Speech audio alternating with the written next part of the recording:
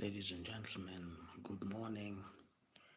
If you are new to this channel, subscribe and comment from wherever you're watching me around the world. It is 5:14 Kenyan time, and I'm very happy to be here this morning. And we'll continue reading the book of Ezekiel. It is my desire to read that book until we are finished with it. I want us to quickly finish the reading so that we can focus on other things, right? So if you're new to this channel, subscribe, comment, tell me where you're watching me from, and I will be more than happy be with you. So ladies and gentlemen, take advantage of this take advantage of what is going on. Take advantage of the energy that you have, so that we can quickly finish reading, so that we can do other things. I want us to finish reading this project, because it's a project, and once we are done, I don't know before we go for the holiday, for the Christmas holiday, because it's very near. I don't want anything to stop us. I don't want any how do I put it? I don't want any distractions during a holiday. I want when we go for holiday in next month, because we're going for holiday. I want us, when we're going for holiday next month, it should be strictly enjoying the holiday. I don't want any distractions. I'm not saying we're not going to read the Bible, but I want us to focus on the holiday, because I'm also preparing something nice for my viewers. Yeah? I'm preparing something good for my viewers. So those who are watching me, I want them to remember this holiday, this December holiday. Let me tell you what is waiting for you, my viewers. Of course, we'll go to the south, to the coast of Kenya. Of course, we'll go to Mombasa, and then we'll go to Malindi, and also Diani, and many other parts of this country. And also I want us to also go and watch wildlife. So I don't want anything to distract us from, once we go there, is just to enjoy. Are we together? I don't want us to be distracted. If you are new to this channel, subscribe. We're in 38.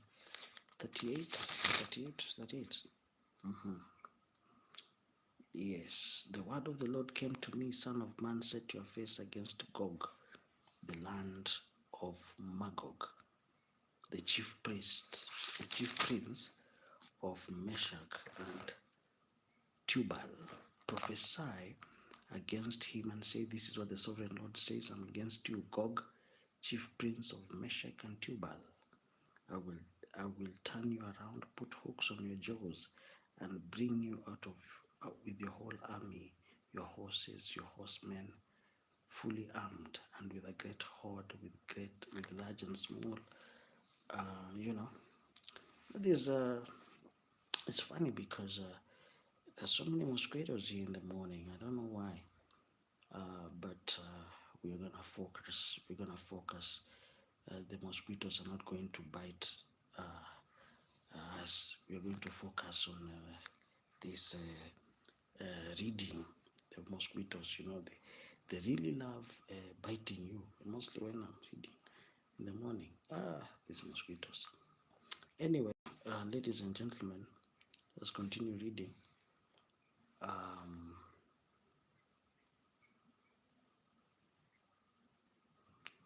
Your horsemen fully armed, and a great horde with large and small shields, all of them brandishing their swords, Persia, Cush, and Put will be with them, all with shields and helmets.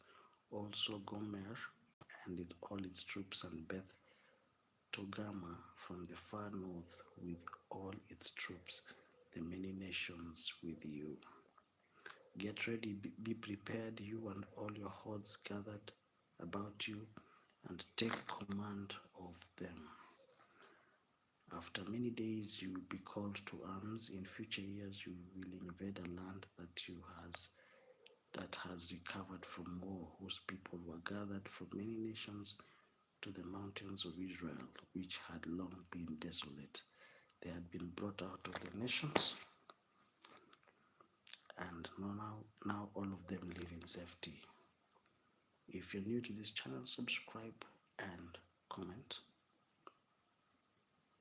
You and all your troops and the many nations with you will go up, advancing like a storm. You will be like a cloud covering the land.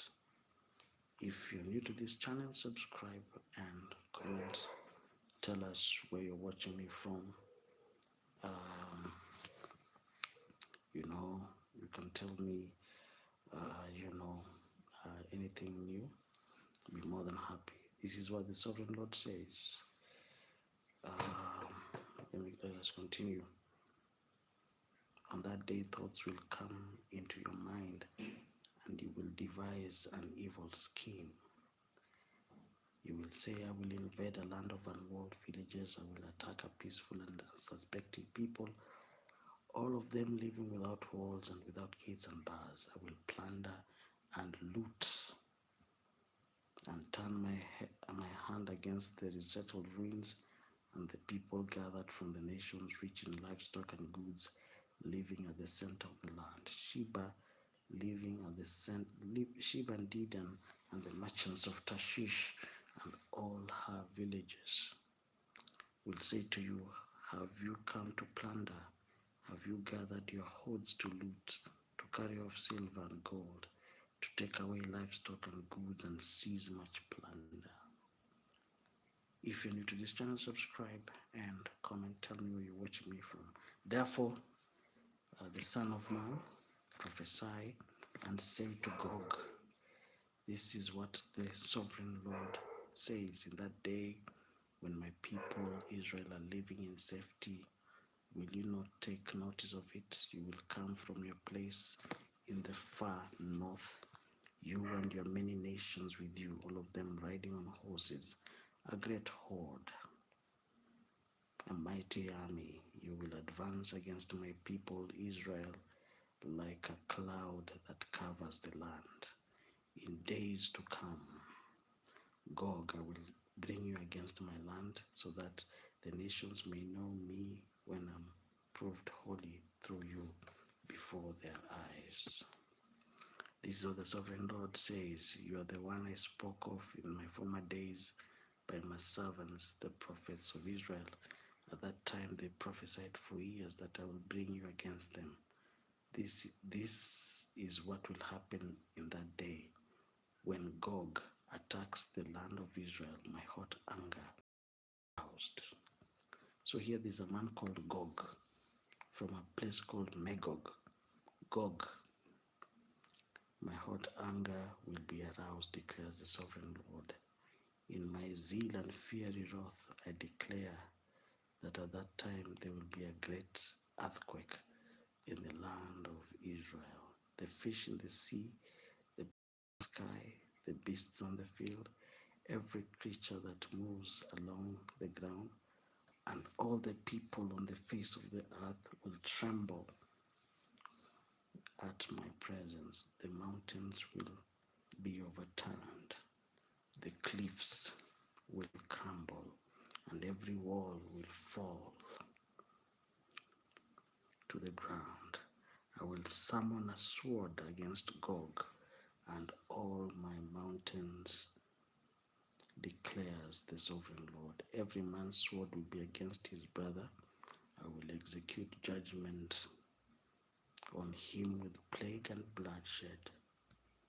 Alright, I will pour down torrents of rain, hailstones, and burning sulfur on him and on his troops and on many nations.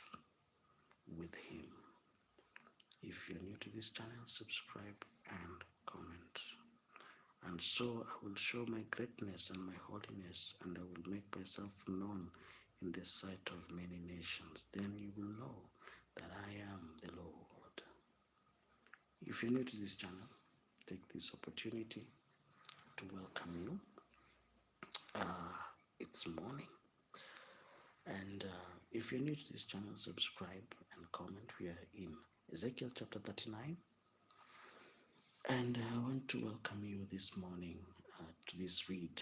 Son of man, prophesy against Gog and say, this is what the sovereign Lord says, I'm against you, Gog, the chief prince of Meshach and Tubal. There's so many mosquitoes here, I don't know what happened. I don't know why they're following me all around. I will turn you around and drag you along. I will bring you from the far north and send you against the mountains of Israel. Then I will strike your bow with your left hand and make your arrows drop from your right hand. If you're new to this channel, subscribe and comment. Tell me where you're watching me from. Yeah, we just streaming for maybe 1 hour, maybe 1 hour 30 minutes, depending on the kind of work that we have. At least by let me say this, by 7, I'm sure we'll be well read by 7, right? Yeah.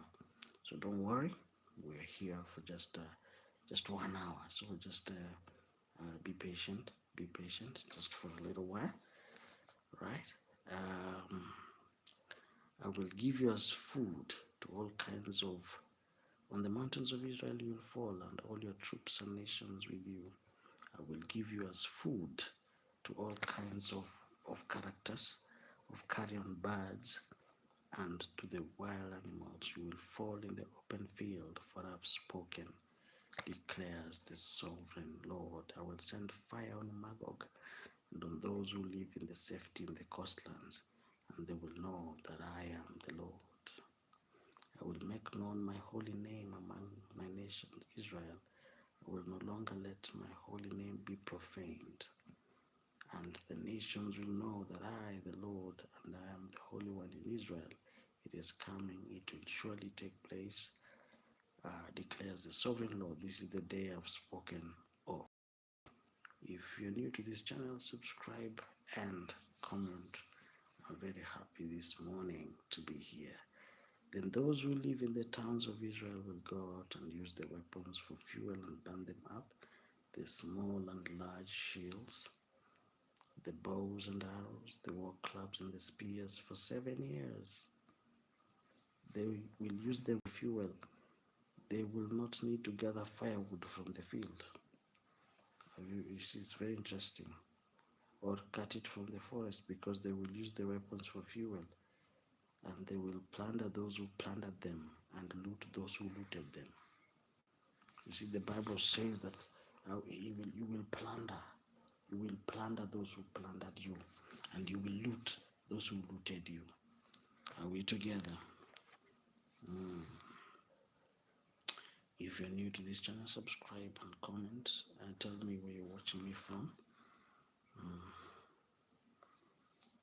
Declares the sovereign Lord. On that day I will give Gog a burial place in Israel, in the valley of those who travel east of the sea.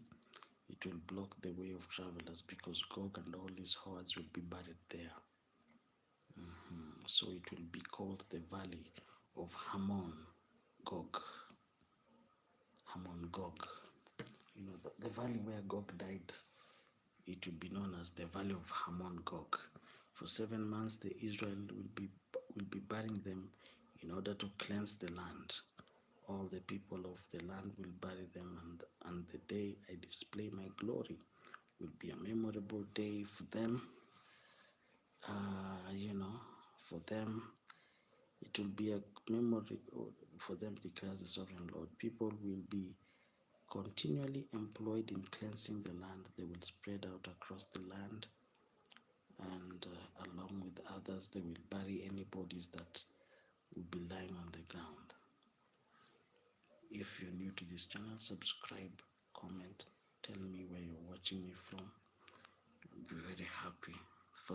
After the 7 months, they will carry out a more detailed search as they go through the land. Anyone who sees a human bone will leave a marker beside it until the grave diggers bury it in the valley of Hamon Gog, near a town called Hamona, and so they will cleanse the land.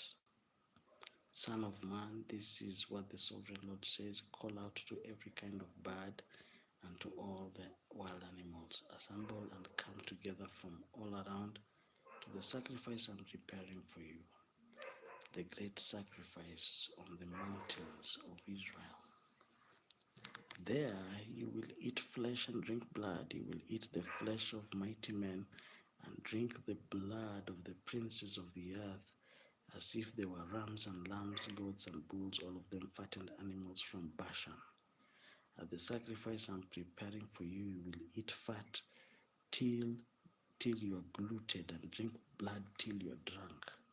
Wow, at my table you will eat your fill of horses and riders, mighty men and soldiers of every kind, declares the Lord. You will eat at my table, you will eat your fill of horses. You will eat, and you will eat mighty men. Wow, that's great. At my table. I will display my glory among the nations, and all the nations will see the punishment I inflict and the hand I lay them.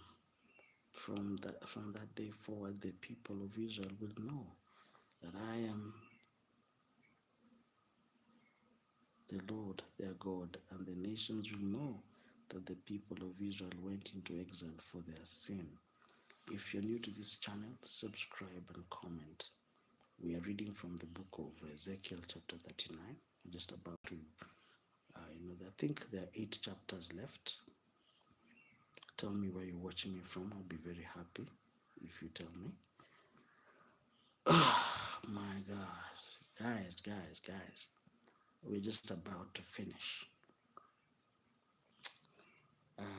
And the nations will know that the people of Israel went into exile for their sin, because they were unfaithful to me. So I hid my face from them and handed them over to their enemies, and they all fell by the sword. I dealt with them according to their uncleanness and their offenses, and I hid my face from them. Any question up to there? Any question up to there? If you are new to this channel, subscribe. Well, man, I feel, I said, the thing about, the thing about streaming is that, therefore, this is what the sovereign Lord says: I will now rescue the fortunes of Jacob, and I will have compassion. Where's that pen? I carried a pen. I don't know where it is. Oh, I think it's in my pocket. Let me just take it. I wanted to underline something here. Oh yeah, there it is. I wanted to underline something here. Guys, welcome. Tomorrow, I like underlining my scripture. I will display my glory in the nations, and all the nations will see the punishment that I inflict on the hand I lay on them. Then there's this verse that says that you will have your full. You will eat a fat until you are glutted. Yeah, you will eat fat till you're glutted. At my table you will eat your full of horses and riders. Wow, that is very interesting. Let's continue reading. If you're new to this channel, subscribe. Therefore, this is what the sovereign Lord says: I will now restore the fortunes of Jacob. That's a promise. Let's underline that. I will restore the fortunes of Jacob, and I will have compassion on all the people of Israel. They I will forget their shame and all the unfaithfulness they showed towards me when they lived in the safety of their land, with no one to make them afraid. When I have brought them back from the nations and have gathered them from the countries of their enemies, I will prove holy through them in the sight of many nations. Then they will know that I am the Lord their God. For though I send them into exile among the nation, I will gather them to their own land, not leaving any behind. So here in Ezekiel 39, there's a promise that they will go back to their own land. Okay, though they're in exile, they will be returned back to their to their original home. Now, from what we have learned, we have just learned, because during the time of exile, that is when the book of Daniel was written. Because Daniel was the one who was always in contact with Nebuchadnezzar, because it was Nebuchadnezzar that circled Jerusalem. He went around it and took everyone captive. All right. So during that time, so it means from our read, it means that Daniel was alive during the time of Nebuchadnezzar, and also Ezekiel was also during that time, because it was during that time of exile when the book of Ezekiel was written. So from our own connection, from just connecting the dots, we have learned that during the time of Daniel, Ezekiel was also alive. So the two of them, during the time of King Nebuchadnezzar, both Daniel and Ezekiel were alive. So the book of Ezekiel was written during the time of Nebuchadnezzar. But Ezekiel was not in direct contact with Nebuchadnezzar. It was Daniel who was serving in the court of Nebuchadnezzar. Are we together? Because it was Daniel and Shadrach, Meshach, they were the ones who were trained in the ways of the Babylonian system. For 3 years they ate the food and the drink of King Nebuchadnezzar so that they could serve in his court. But here Ezekiel, from our read, we have learned that Ezekiel was not in the court of King Nebuchadnezzar. Are we together? If you're new to be, so I will no longer hide my face from them, for I will pour out my spirit on the people of Israel, declares the sovereign Lord. In the 25th year of our exile, at the beginning of the year, on the 10th month, in the 14th year after the fall of the city, on that very day, the hand of the Lord was on me and took me there in visions of God. He took me to the land of Israel and set me on a very high mountain, on whose south side were some buildings that looked like a city. He took me there, and I saw a man whose appearance was like bronze. He was standing in the gateway with a linen cord and a measuring rod. So he was like a man of bronze. Let's underline that. And he was standing at the gate. I saw a man whose appearance was like bronze, and he was standing in the gateway. You see, he was standing at the gate. Son of man, look carefully. If you're new to this channel, subscribe and comment.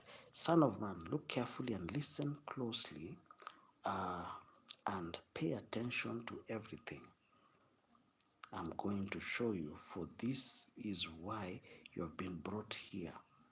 Pay attention. Tell the people of Israel everything you see. So we're in Ezekiel about the rebuilding of the temple. I saw a wall completely surrounding the temple area. Now, ladies and gentlemen, remember that it is in the book of Ezra where the temple was restored. All right, and if you read the book of Ezra, and I'll go back to Ezra. There were officials who tried to to block Ezra from building the temple. All right, I think that man was called. Let me go back. I think it was called Tobias, not Tobias. It was called. No, it was a few people, some governors who tried to stop Ezra. Now, if you read the book of Nehemiah, there was a man called Sanballat. Sanballat was the one who was stopping Nehemiah from rebuilding the wall of Jerusalem. Right? So here you can see that every time they wanted to rebuild the temple. Here, this is the vision of the temple being rebuilt. But when the temple was when they started rebuilding the temple, they started facing rebellion from different quarters. They were sending letters to King Darius. They were sending the letter to King it was called Xerxes, Ahasuerus. They were sending letters trying to stop the building of the temple. They said that once they build the temple, they'll become rebellious people. During the time of Nehemiah, they sent letters saying that once they rebuild, once they rebuild the wall of Jerusalem, they'll stop paying taxes to the king. So they came up with all kinds of flimsy reasons trying to stop the building of the temple. That is in the book of Ezra, and the rebuilding of the wall of Jericho. That is in the book of Nehemiah. That the people like Sanballat and other officials there. We have already covered there. So let's read very quickly.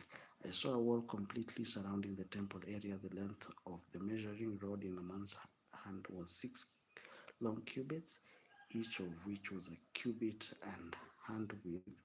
He measured the wall. It was 1 measuring rod thick and 1 rod high. Then he went out to the east gate. He climbed its steps and measured the threshold of the gate. It was 1 rod deep. The alcoves of the guards were 1 rod long. And here, and the projecting walls between the alcoves were 5 cubits thick. And the threshold of the gate next to the portico facing the temple was 1 rod deep.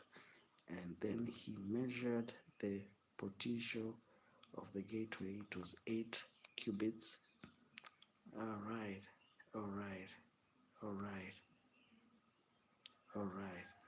So here,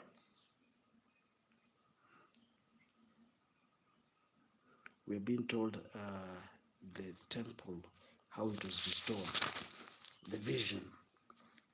I'm not going to read that part because the temple was being. This is just a vision of the rooms and everything in Ezekiel chapter 42.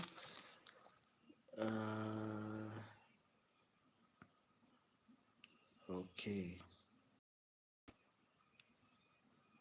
It's just measurements.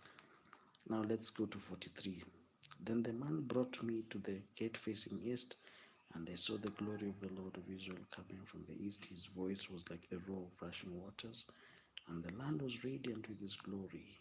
The vision I saw was like the vision I had seen when he came to destroy the city, and like the visions I had seen by the river Kebar.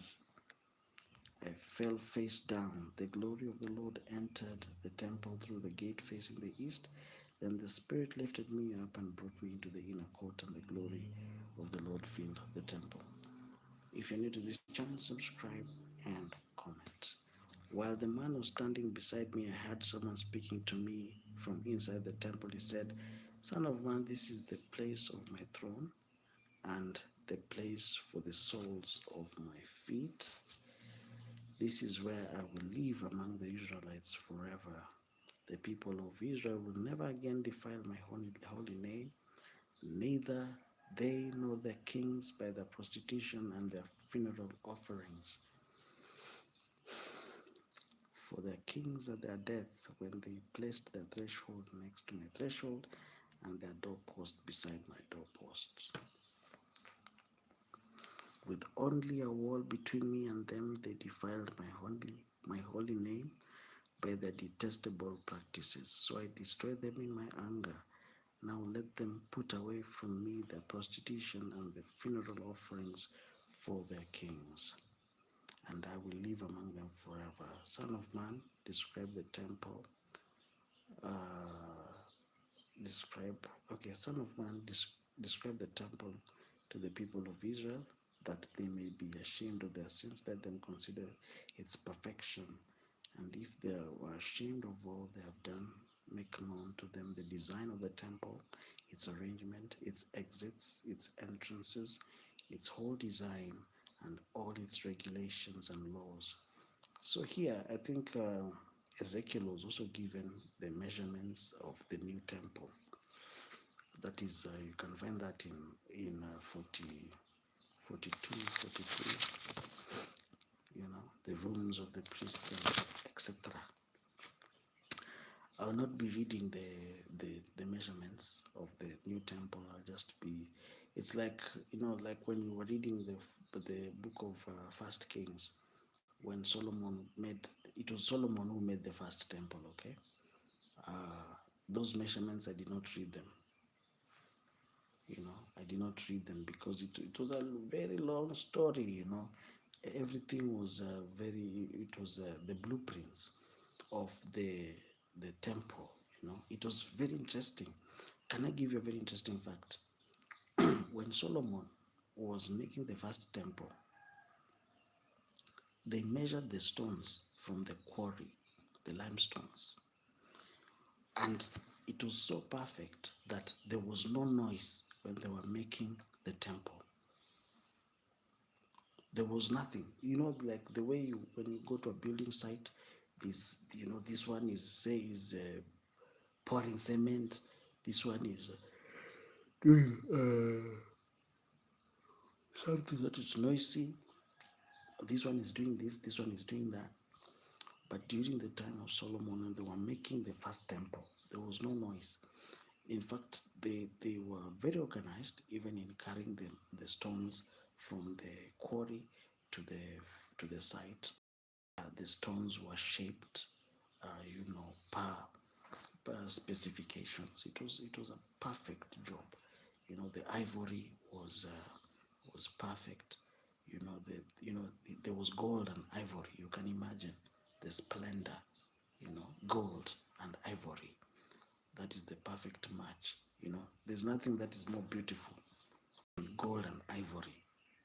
Even when you go to China, it's very expensive. Those two things, when they are combined together in making something, that is very expensive.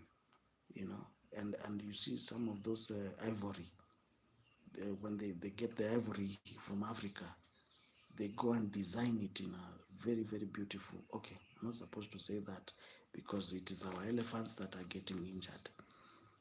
But the Chinese, in fact, they should be regulated when it comes to that illicit business, because they are the enablers of that kind of since sale of ivory is legal in China. It is threatening the elephants of Africa. But I did not plan to talk about ivory or anything like that. But what I'm trying to say is that you can imagine when you mix ivory, the design of ivory and gold, just picture it. It's very beautiful, But during those days, Solomon mixed the two. You can imagine the design. The temple was beautiful. All the vessels were of pure gold. And when Nebuchadnezzar attacked Jerusalem, the first thing he went was at the temple of Solomon. and stole and plundered and took away all the vessels of gold. It was his son, Belshazzar, who started using those cups of gold to drink alcohol. And when, even if Solomon, that's a very story I was explaining to somebody. Even if Solomon was living a double life, even if Solomon was was diabolical in nature, but it was Solomon who built gold vessels for God. So when Belshazzar, the son of Nebuchadnezzar, started using those cups for drinking alcohol, a hand came out and started writing on the wall and told him, "You have been measured. Your weight has been found to be wanting. You have been measured and you are found to be wanting." And that's the same day that he died. So let's continue. Even if whatever people say about Solomon, there's so much this stuff people talk about Solomon, that Solomon was a diabolical man. Solomon practiced so many funny things because God gave Solomon a lot of wisdom, as immeasurable as the sands of the sea. His wisdom was just too much. He was in another level. But also at the same time, it was Solomon who wrote books about witchcraft.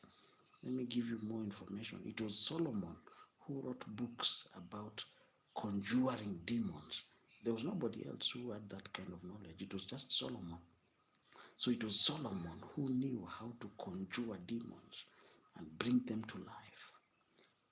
It was who wrote books about how to communicate with all these demons. He wrote, how each demon, because there are demons that teach people things. You can be very surprised. There's a demon that can even teach you how to sing. All that was written by Solomon. All those things were done by Solomon. He was the one who knew, all the principalities and how each demon would be conjured and how each demon would be used to to to okay, not to help. I cannot say to help, but he knew what to do. So exactly. So so many people say Solomon was a good man, but he lived a double life, because it was the same Solomon who built the first temple, and he was also the same Solomon who built temples for other gods that were abomination in Israel. Are we together? So this man was too much. Are we together? So in Ezekiel chapter 43, you can see here, it's just about what he will do.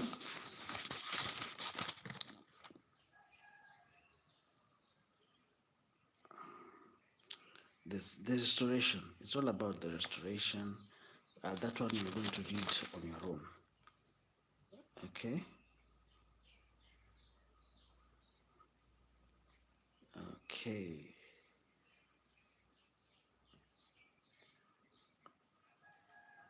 So you'll be reading the division of land. You can see now, once they go back to Israel, it was done refresh. These are the tribes listed by name from at the northern frontier. Dan will have one portion. It will follow the Hethlon road to Lebo Hamath. Hazar Enan and the northern border of Damascus next to Hamath will be the part of his border from the east to the west. Asher will have one portion. It will border the territory of Dan from east to west. Nathan will have one portion. It will border the territory of Asher from east to west. Manasseh will have one portion. It will border the territory of Naphtali from east to west. You see, it's just the division of land. Ephraim will have one portion. It will border the territory of Manasseh from east to west. Reuben will have one portion. It will border the territory of Ephraim from east to west.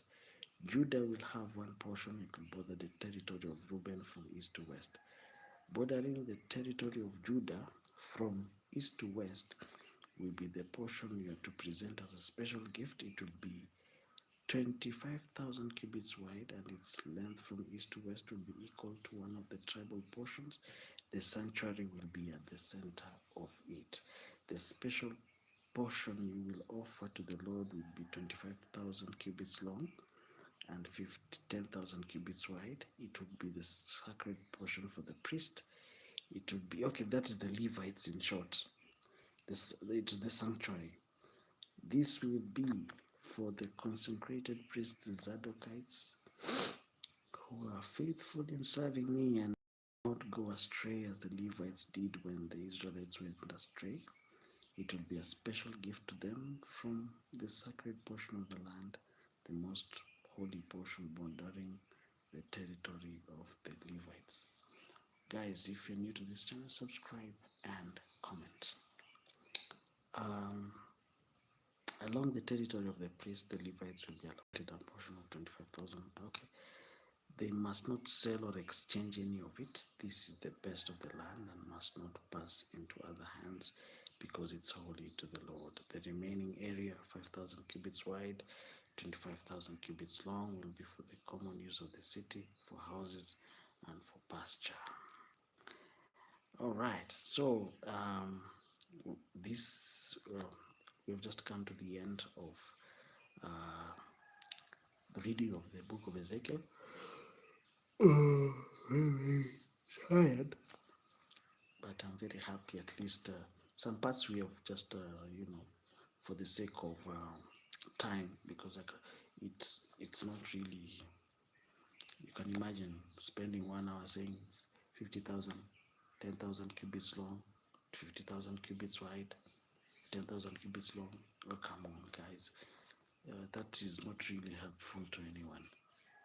So we have conveniently jumped from that one, because from that point onwards, I don't think there's anything yet new to be learned in the book of Ezekiel.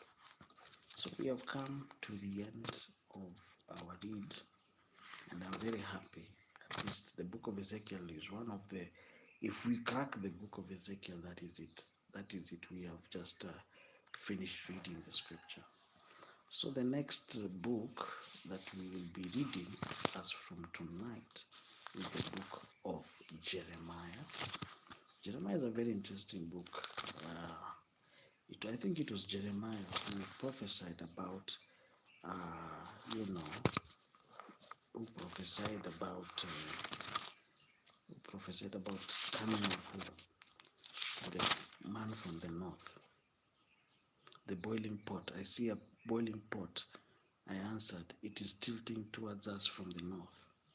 From the north, disaster will be poured out on all who live in the land, and I'm about to summon all the people of the northern kingdoms, declares the Lord. So tonight, without even much further ado,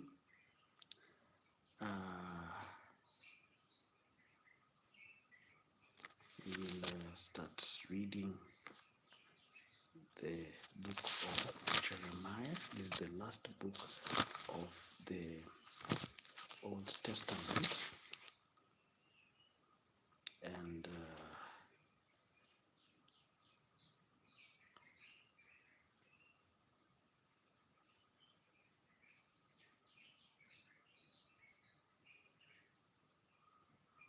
you can see also here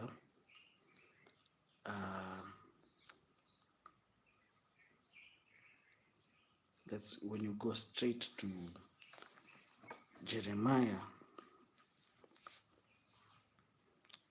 the Jeremiah was also at that time, also during the time of Nebuchadnezzar. So all these people were at the same time. It's like it was not that they were there all at the same time, because Jeremiah, we can see here from Jeremiah 32, this is this is the word that came to Jeremiah from the Lord in the 10th year of Zedekiah the king of Judah, which was the 18th year of Nebuchadnezzar. So the army of the king of Babylon was then besieging Jerusalem, and Jeremiah the prophet was confined in the courtyard of the guard in the royal palace of Judah. So from our read here, okay, we just am giving you more information. From our read, we have learned that Jeremiah was alive during that time of Nebuchadnezzar, because let's say Nebuchadnezzar is the common man, the man we are referring to is the common. Can I say the common is the mutual person, because we have learned that during the time of Nebuchadnezzar, that was the time God spoke to Ezekiel. Ezekiel was alive, Daniel was alive, and Jeremiah was alive. So it means that during that time, I can give you a very, very good my analysis that in 100 years, not even in 100 years, in 70 years, a period of 70 years, all of these prophets were there. Like Jeremiah was alive, Daniel was alive, Ezekiel was alive. You can see somebody else like Ezra was alive, Nehemiah was alive. All these guys were present, you know. Yes, that during that time of Nebuchadnezzar, during that time of Nebuchadnezzar, Belshazzar his son, Darius and Cyrus, those four kings of Babylon. Okay, because during the when let's just read. Now Zedekiah the king of Judah had imprisoned him there, saying, "Why do you prophesy as you do? You say, this is what the Lord says, I'm about to give this city into the hands of the king of Babylon, and he will capture it." So from Jeremiah 32, we've learned that it was Jeremiah who told Zedekiah that about King Nebuchadnezzar. Zedekiah the king of Judah will not escape the Babylonians, but will certainly be given into the hands of the king of Babylon, and will speak with him face to face and see him with his own eyes. He will take Zedekiah to Babylon, where he will remain until I deal with him, declares the Lord. If you fight against the Babylonians, you will not succeed. Wow. Jeremiah said, the word of the Lord came to me. Hanamel, the son of Shalom, your uncle, is going to come to you and say, buy my field at Anathoth, because as nearest relative it is your right and duty to buy it. Then, just as the Lord had said, my cousin Hanamel came to me in the courtyard of the garden and said, buy my land at Anathoth in the territory of Benjamin, since it is your right to redeem it and possess it, buy it for yourself. I knew that this was the word of the Lord. So I bought the field at Anathoth from my cousin Hanamel and weighed out for him 17 shekels of silver. I signed and sealed the deed, had it witnessed, and weighed out the silver on the scales. I took the deed of purchase, the sealed copy containing the terms and conditions, as well as the unsealed copy, and I gave this deed to Baruch, the son of Neriah, the son of Masseh, in the presence of my cousin Hanamel and of the witnesses who had signed the deed, and all the Jews sitting in the courtyard of the guard.